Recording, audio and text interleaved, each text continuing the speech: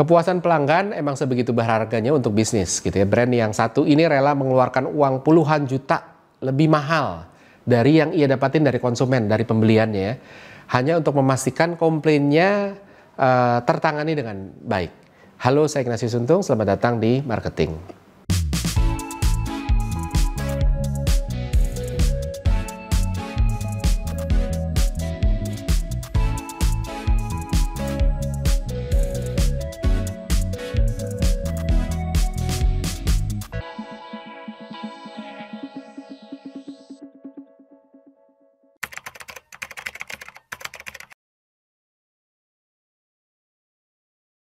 Beberapa waktu lalu seorang wanita bernama Jennifer Jensen melakukan sesuatu yang bikin brand serba salah ya.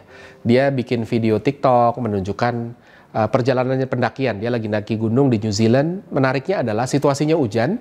Dia pakai jaket North Face yang baru dibeli beberapa waktu sebelumnya. Sayangnya jaket yang diiklankan sebagai jaket anti air itu ternyata nggak bisa nahan hujan.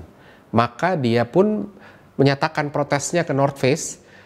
Tapi menariknya dia nggak minta uangnya kembali ya, dengan ekspresi yang kayaknya sebel banget. Dia kayaknya mau hukum balik ya. Dia bilang, saya nggak mau uang saya kembali, saya cuma minta North Face untuk ngedesain ulang jaketnya ini dan ngirimin jaketnya ke Hooker Valley Lake di New Zealand, tempat dia lagi mendaki itu dan tempat dimana dia bikin video pendakian itu. Dampaknya video ini dapat 13 juta view, 1 juta like, 14.000 komen, 38.000 save, dan intinya exposure-nya luar biasa, dampak yang diciptakan akan besar, baik ataupun buruk gitu ya. Respon North Face itu, North Face merespon secara positif dan mereka membuat video dokumentasinya. Salah seorang tim North Face tampak bergegas dalam videonya ngambil jaket merah di toko North Face, kemudian dia lari ke helikopter yang udah nunggu di luar, lalu heli itu ngebawa ke tempat yang diminta sama si Jennifer ini, dan akhirnya jaket itu sampai ke tangan Jennifer. Setelah itu Jennifer pun bikin video balasan yang berisi ucapan terima kasih atas pelayanan yang baik. Videonya pun juga udah disaksikan 1 juta lebih dan masih nambah terus. Tapi di luar itu cerita ini juga jadi kontroversi karena orang bilang bahwa ini beneran kejadian komplain atau ini jangan-jangan marketing stunt gitu ya. Tapi lepas dari itu ya viral gitu ya.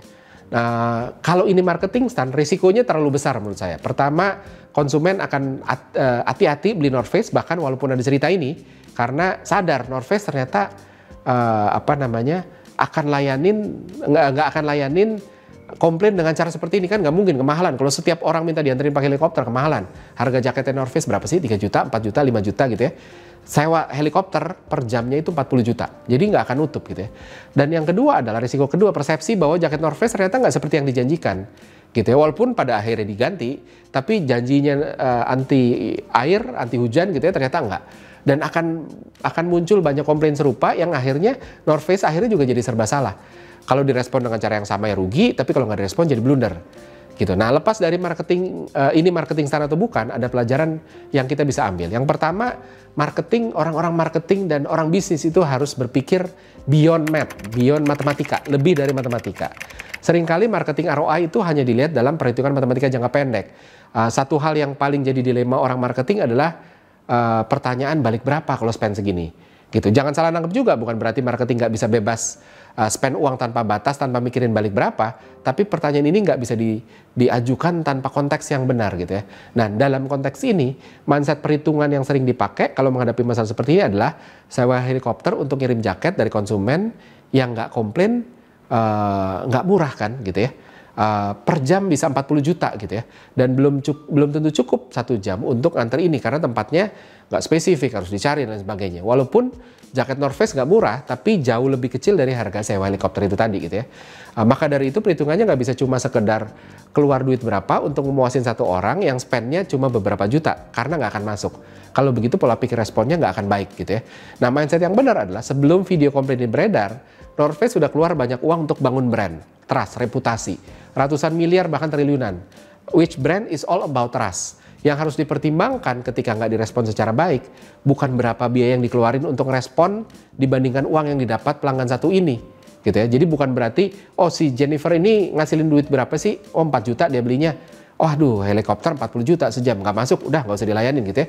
Tapi lebih kepada berapa sih biaya yang kita harus keluarin, sewa helikopter 40 juta per jam, dibandingin brand yang akan rusak, investasi di brand yang udah ratusan miliar, triliunan yang mungkin udah dikeluarin, yang dampaknya akhirnya akan lebih gede. Jadi sewa helikopter 40 juta mungkin jadi kerasnya lebih kecil gitu ya. Jadi mindset ini yang kita harus bawa. Terus yang kedua, pelajaran kedua adalah North Face pintar sekali menumpangi ya virality ini tadi. Jadi salah satu tugas paling challenging dari marketer adalah bikin orang lihat iklan kita. Berani bayar advertising agency terkenal untuk dapat cerita yang oke, tujuannya supaya iklannya menarik dan akhirnya diingat banyak orang gitu ya. Goalnya dapat banyak view, engagement, dan ada beberapa hal yang bikin orang yang bikin video ini viral gitu ya. Yang pertama adalah emotion itu drive relevansi. Program dasar otak manusia itu kan selalu seek pleasure, avoid pain, conserve energy. Pleasure dan pain nggak bisa lepas dari emosi. Emosi adalah tandanya pain atau pleasure gitu ya. Jadi lihat ketika ada pain or pleasure biasanya ada tanda-tanda emosi, teriakan ketakutan, tangisan, ketawa bahagia, dan berbagai macam signal-signal emosi. Nah, komplain adalah pain. Walaupun Jennifer nggak nangis, tapi cara ngomongnya penuh emosi, kejadiannya pun penuh emosi. Makanya narik perhatian orang. Karena apapun yang ada emosi ada hubungannya dengan pain or pleasure, dan pain or pleasure relevan untuk semua orang. Itu tadi. Jadi intinya adalah mereka ngelihat bahwa ini viral karena ini membawa emosi gitu ya. Nah, yang kedua kita ngelihat ini bukan video komplain pertama yang viral, tapi hanya satu dari sedikit yang dapat respon dengan baik. Bagi sebagian besar orang yang nyaksiin, kita udah punya dugaan, otak manusia selalu predik terhadap apapun. Ini mekanisme otak secara otomatis untuk bisa bertahan dan nggak kaget-kaget amat. Misalnya, ketika kita dijutekin atasan terus-menerus, maka kita pun bisa predik bahwa masa depan kita nggak akan mudah nih kerja di sini nih. Kalau kedepannya nggak naik gaji atau nggak naik pangkat, maka nggak kaget-kaget amat gitu kan. Nah, menariknya adalah ketika kita prediksi kita salah, maka kita pun unexpectedly happy. Dan prediksi yang salah, tapi berakhir positif akan kita ingat benar-benar. Contohnya menang undian atau dapat tawaran kerjaan yang diidam-idamkan tanpa apply gitu ya. Nah, kasus ini juga sama. Banyak orang menduga ini nggak bakal direspon positif. Terlalu mahal lah si Jennifer ini minta didatengin, dianterin ke tengah-tengah gunung gitu ya, ke puncak gunung, terlalu mahal gitu. Ternyata direspon positif sehingga ini jadi diperhatiin banget dan diingat dan dengan sangat baik gitu. Dan akhirnya viral itu tadi. Nah, yang selanjutnya lagi adalah satu pelajaran yang juga menarik. Ini bukan hal yang bisa dijelaskan secara logis, tapi ini terjadi. Adalah sisi semiotikanya. Jadi tanpa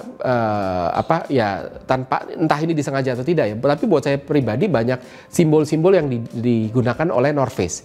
Yang pertama, videonya nggak banyak ngomong. Mereka membiarkan gambar yang bercerita. Nggak ada tuh si North Face bilang, kita dapat komplain ini, kita akan anterin ini. Enggak. Jadi geser laki-laki yang mengantarkan jaket pun cukup punya arti. Lari, ngegambarin fast respon, itu juga simbol gitu ya. Bahkan jaket diberikan dengan dilempar tanpa kata-kata apapun, menggambarkan North Face tidak defensif terhadap kekurangannya.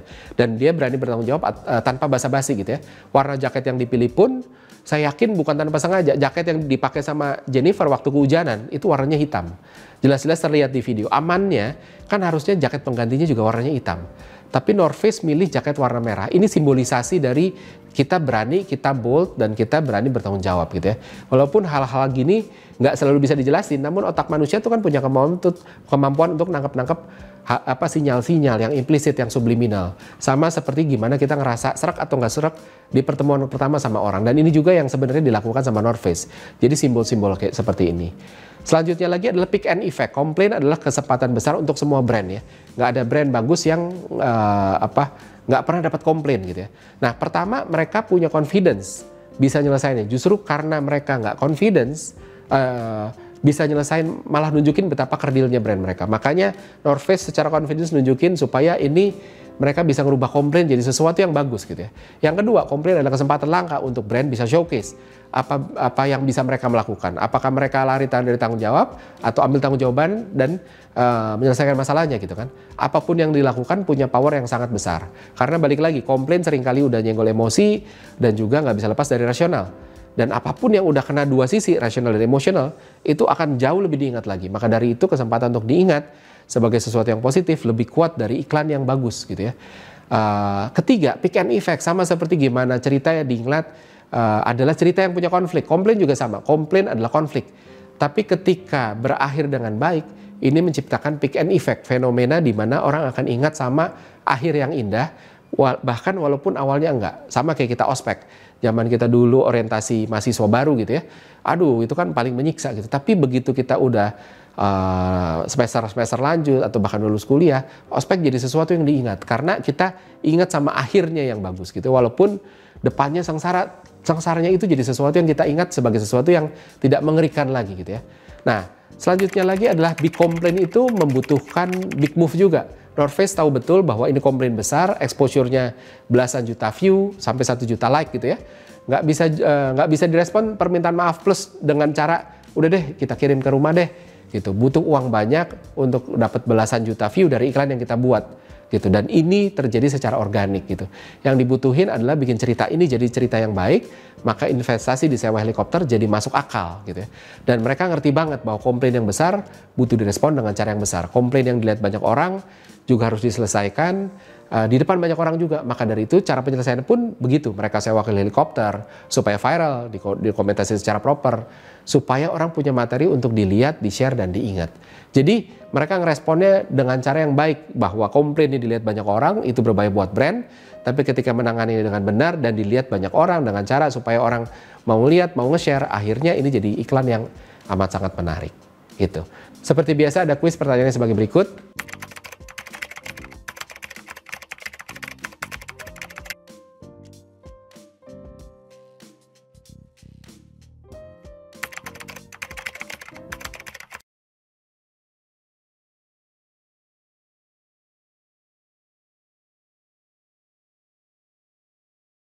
Pemenang episode ini seperti biasa bisa dilihat di marketing episode selanjutnya. Maka dari itu selalu saksikan marketing di Marketing TV.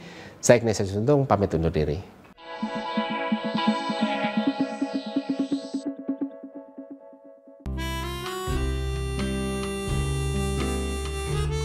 Gimana? Seru-seru kan videonya? Kalau suka, jangan lupa komen dan like ya. Masih banyak juga nih video-video yang keren-keren lainnya, gitu kan? Dan jangan lupa subscribe juga Marketing TV di sini nih.